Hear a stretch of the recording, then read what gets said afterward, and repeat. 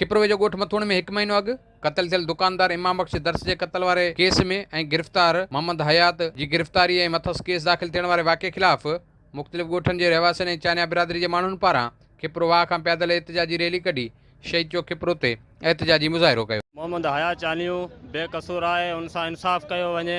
मोहम्मद हयात ते बेगुनाह जो इल्ज़ाम लगायो वियो आहे। चानियन जे स्टाफ ते उन टाइम मोहम्मद हयात चानियूं मौजूद कोन हुयो।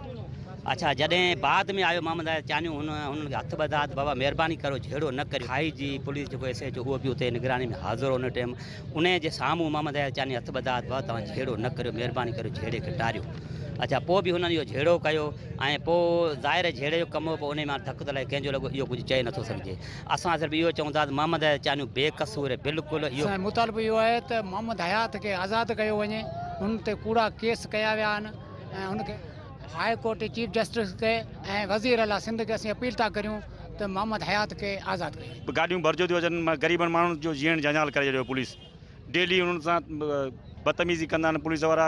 पाड़े जा को ग़रीब माण्हू ॿाहिरि नथो निकिरी सघे। ज़ाती हिन जी पिरापटी, ज़ाती हिन जो स्टाफ, ज़ाती हिन जी हर शइ, उन ते स्टाफ ते अची झगड़ो कयो आहे। हिन जे माण्हुनि खे धकिया आहिनि, उन जो कोई तइदाद कोन थियो आहे। हिननि जो चवणु आहे त खाई पुलिस हिननि जो जीअण जंजाल करे छॾियो आहे ऐं हिननि जो इहो बि चवणु आहे त हिननि जे ॻोठ जे नेक मर्द मोहम्मद हयात चानी ते जेको दाख़िल केस आहे उहो कूड़ो आहे ऐं हुनखे जो केस खे ख़तमु करे मोहम्मद हयात चानी खे आज़ादु कयो वञे ऐं खाई पुलिस जे ज़ियादतनि जो पिणु नोटिस वरितो वञे। कैमरामैन मावजी कुमार फरहान कुंबर सां गॾु राजा Rashid comber, Sindh TV news, खिपरो।